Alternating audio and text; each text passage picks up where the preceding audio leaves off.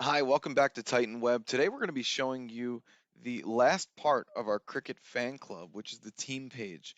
So this is just another example of some of the types of things you can do with your website when you build it on Titan Web and use Salesforce as your CMS. Let's take a look.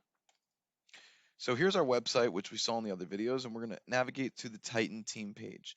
And what we see here is a page that's going to display the different information coming from Salesforce about the different members of our team. So here's the members of our team that are actively involved in the different events that we have for the team, which we showed in the other videos. What I want to show you here is that if I go to this particular person here, I click View More, I'm going to see all the information that we have in Salesforce regarding his bio and everything we decided to take here. So what this is, what you're seeing here is actually repeated columns.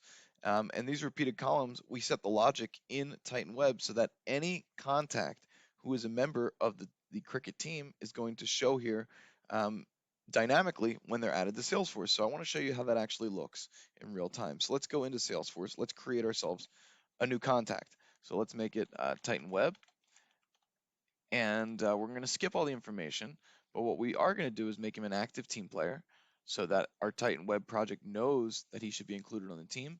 And we're going to go down here and just say, hey, we want it to be in this Cricut project, which we are signing it to. So let's save it. And now, as you can see, the contact's created. We're going to go back and refresh our Titan Web page, and let's see if it gets added right here in real time dynamically to the page. There it is, Titan Web.